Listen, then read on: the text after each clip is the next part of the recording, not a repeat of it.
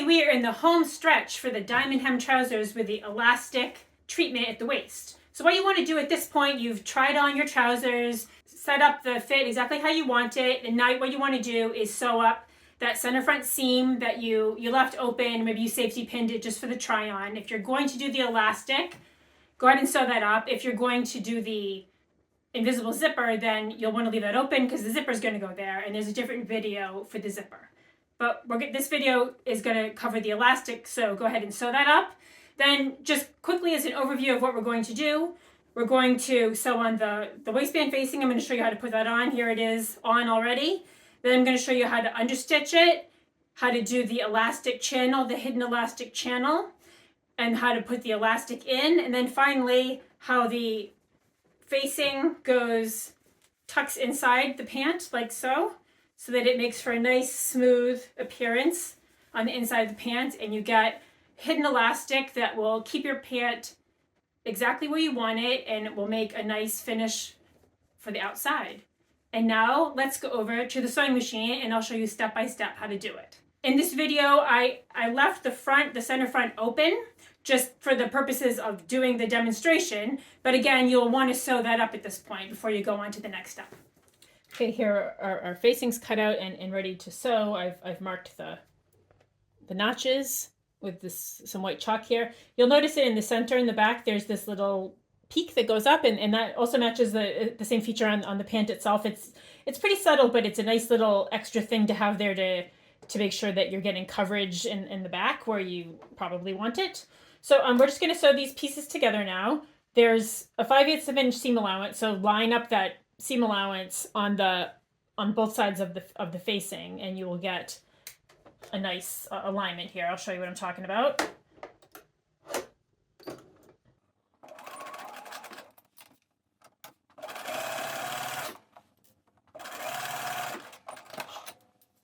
So it'll be nice and smooth like that, and you do the same thing, of course, on the other side, and then you can interface it, and then you're going to finish again the long unnotched edge. Okay, here are the three pieces of the waistband facing sewn together. They've been interfaced and sewn together. The seam allowances have been pressed open, and now what I'm going to do is I've marked the notches at the top here with some white chalk, and then I'm just going to finish this raw edge all the way. I'm just going to use the serger to do that. Okay, here are the facing pieces assembled. The notches are marked here in chalk, and then I just finished the long unnotched edge, and now they are ready to be sewn onto the trousers. Here's our waistband. It's all pinned on. The notches on the fronts, the notches should line up to the dart, the big front dart, and in the back the notches should line up to the back darts. And then, of course, the side seams should line up to each other. So now we're just going to sew this all the way around. I like to use my sleeve board for this just to give myself plenty of room here. And it's, again, a 5/8 of an inch seam allowance, or 1.5 centimeters like it is for everything else. Again, be sure that you've got a stretch stitch here on your machine. As I showed you before, I like to lengthen and narrow mine a little bit. But if you were using a straight stitch for some of the top stitching and stuff that we did earlier, you'll want to be sure to change it again to a stretch stitch.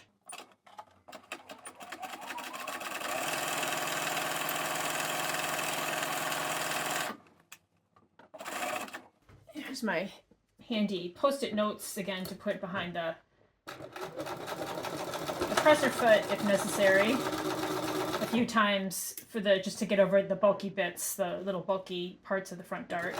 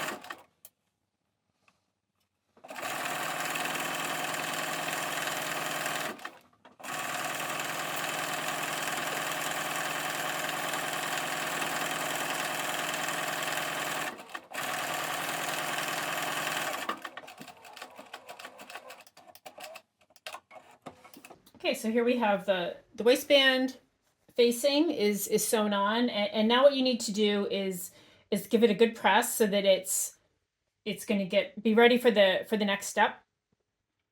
What you want to do is you'll open it up so that it's flat, and then what you want to do is show you from the inside, if that makes it a little easier to see. You want to press it flat so that both of the seam allowances are facing up, and we're going to put in the hidden elastic channel in here using 2 layers of understitching. Essentially, first is understitching, and then there's a channel that's next to it that will provide a good channel for the elastic, and yet it won't show from the outside. Just again to show you, we just sewed the waistband facing on. This white stuff is the interfacing. Here's what it looks like from the outside. And what you want to do is go along and press this up. Just press it flat with both of the seam allowances all going up. And then what I like to do is go around and press the whole thing. And then from the wrong side, from the inside, and then I like to flip it over and press it also from the right side, just to ensure that everything is where it needs to be for the next step. Okay, again, here's what it looks like when it's pressed up, and then on the right side it's going to look like this. And now we can go into the understitching. What you need to do with understitching is really just, you're going to sew the facing down to itself through its seam allowances. So this is the facing piece, right? This piece that's all the interfacing is the white part, right? We've just sewn it on to the pant, and then we've pressed the seam allowances up. So of course there's the seam allowance for the facing itself and the seam allowance for the pant. And when you understitch, what you want to do is just stitch right along here, very close to where we just stitched. Again, using the stretch stitch that we've been using all along. And you're just going to go a scant 1/8 of an inch or just a couple of millimeters right along there. And what understitching does is it kind of tells the facing to stay put. It provides extra insurance for the facing, and it anchors it really well. And what's really nice about it is it's not going to show from the right side. So you can imagine that there's stitching here, but on the right side, all those lines of stitching are just going through seam allowances and the facing, which is going to be folded to the inside. So on the outside, you will have this nice smooth look when we're done. I'll take you over to the sewing machine and show you what it looks like. For understitching, I like to use this foot that I have, again, that has like a guide, like a little blade to guide. If you have that, it's great. If not, you just follow the center. And you're going to, again, make sure that you've got your stretch stitch. Again, I like to use my sleeve board for this. I just find that it's easier to maneuver the trousers around this way. So put it right here. I happen to have this guide right on the seam that we just sewed. And then what I'm going to do is move my needle over like 2 clicks. So just barely move it over, just a tiny bit. And then we're going to sew. And as you sew, you can see that the needle is going into the facing and its seam allowances.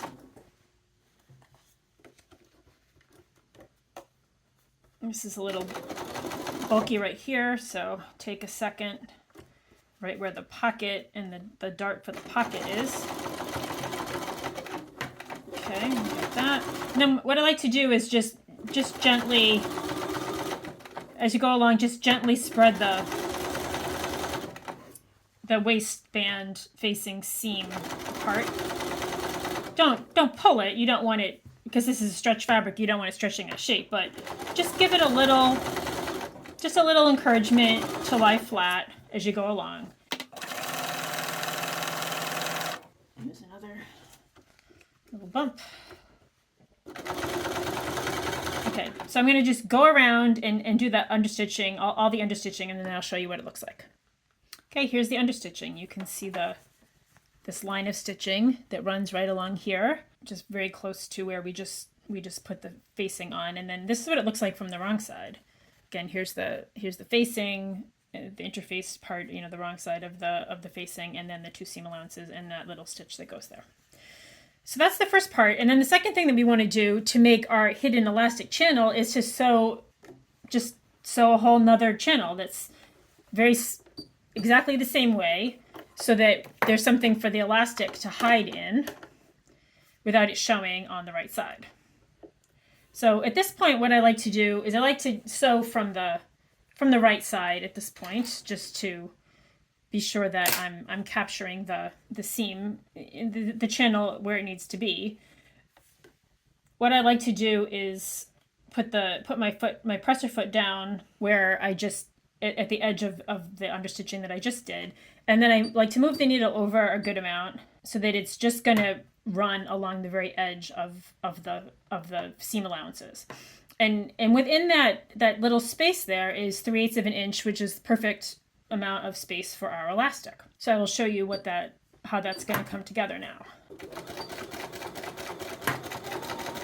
I'm just going to run it along here.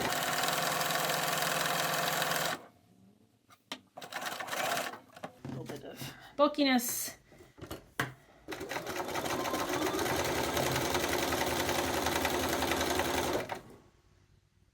I'm going to go all the way around, and then I'll show you what it looks like. All right, here's what it looks like again from the wrong side, where we just sewed. Here's the original understitching, and here's the channel. And then on the right side, it looks like this. And you have your ends are open, and this is where we're going to snake the elastic through. And you can see this. Here's the channel, and then this is 3/8 elastic, and you can see that's going to nestle nicely in there. It will do its job, it won't bunch up, and it won't show from the right side, because again, remember, this is facing, and so we're going to, when we sew this down, it's going to be like this, and that will all be hidden. We're ready to install our elastic in our diamond hem trousers. We'll work again with Kara as a model to demonstrate how much elastic we need to cut if you're using the elastic waist option. You'll recall that these trousers fit about an inch above the natural waist. This twill tape here on the mannequin shows the natural waist, so it's about an inch above. You can just eyeball it. You don't have to be super precise here. But the best way to figure out how much elastic you need is to just wrap a length of it around you. You can see, and it's about an inch above the natural waist for Kara, and it's right here. It's this much, and then you want to subtract about 2 inches or so. So that would be about here. So I'm gonna cut the elastic here, and I have to cut it at a little angle. It makes it easier to, believe it or not, to thread it through the channel if you have a little angle on it.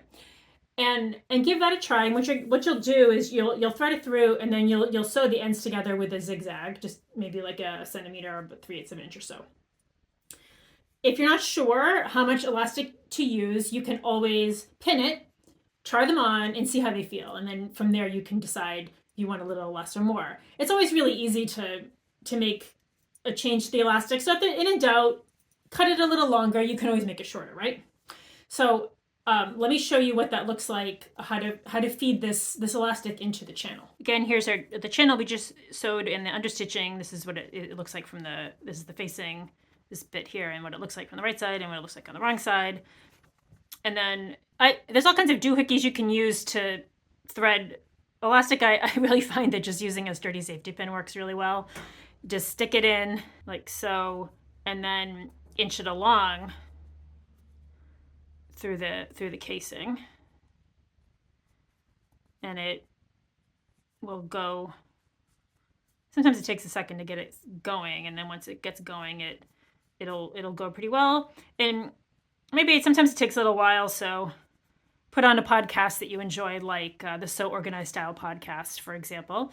Go ahead and snake that all the way through, and then you're just going to sew it off at the end just to secure it. I'll show you what that looks like. Here are our 2 ends of our elastic, the one we snaked through, and then this is the tail of the end of it. And I've pulled it out a little so that there's a little inch or so exposed on each side, and I like to just put a safety pin through the whole shebang here on the tail end, because otherwise you wouldn't believe how often it happens that you pull it and the whole thing goes through, and then you're having to unpick it, which is a pain in the butt, of course. So, and I can remove this safety pin at this point, and just, again, I like to just pin it in here between just pin the whole shebang together for insurance purposes.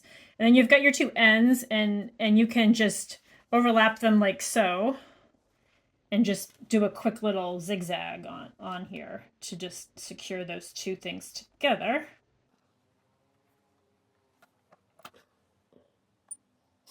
If you have one of these zigzags, it does like a little step stitch. That can be a great thing to have.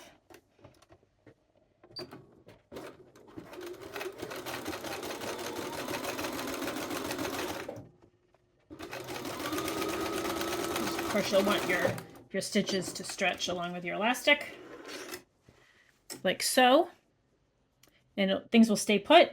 And from there, we can finish off the waistband facing by just turning it to the inside and sewing up the rest of the seam. I'm going to show you what that looks like now.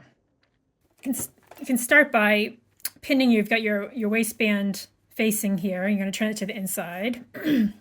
You're going to start here by pinning your waistband facing, turn to the inside, and then I would pin it adjacent to each of the major seams. So here's the side seam, and here's the pocket, and I would pin it adjacent, and here's the dart. Pin it adjacent to the dart, pin it adjacent to the center back, and so forth, and go all the way around. And then what you can do is just tack that facing down through each of these seams so that it just stays put. So here's center back, and be sure to press open the seams if you haven't already, so that everything is going to lie as flat as possible. You don't have to sew much here, but you'll want to just give it a little tack, and you can do kind of a long stitch if you like here.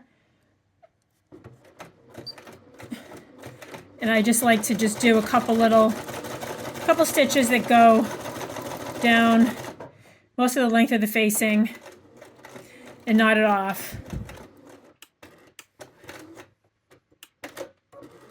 Like so. And when you do that, it's, you know, sometimes people call this stitch in the ditch, and it really does. I'm using again a black thread so that you can see it, but you would definitely use a thread that matches your fashion fabric here so that this is going to be invisible. And just go along and do all of those all the way around so that your facing is nicely anchored. You can see what it looks like on the inside. Again, obviously I'm using a dark thread so you can see it, so that it's anchored really nicely down in there so that it doesn't ever want to flip out to the outside.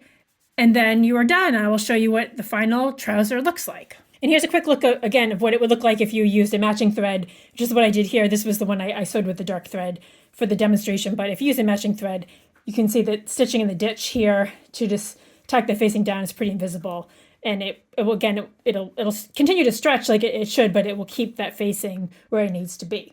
Let's take a peek at what the final trouser looks like. And here we have it, the completed diamond hem trousers with the elastic waist treatment. Here's how it's sitting in the end with the waistband facing. It's tucked in. It's been stitched in the ditch, which isn't visible really from the outside. The channel is in there, and you can see how it's fitting again. Kara here, our fit model, is not made for Style Falcon patterns, and that she's got the typical hourglass figure, but you can see there's extra room in the belly here for the pant, and it's fitting nice and smoothly in the front here. And also in the back with that little bit of the peak that we talked about. And you can see this is the view with the split hem, and there's also the diamond hem available, and there's a different video for that. And again, there's a different video if you wanted to do the invisible zipper in the front. Thanks so much for watching these videos. Please share your projects. You can make comments here on YouTube, or you can make comments also on our Facebook page, which is Style Falcon, or follow us on Instagram at Style Falcon, or you can drop an email to hello@stylefalcon.net, or you can review this pattern on stylefalcon.net. You can go to the pattern page, product page, and leave a review. I'm really always excited to see what you make. I'm also always happy to answer any questions or take any feedback. This is Diane from Style Falcon. Thanks for watching.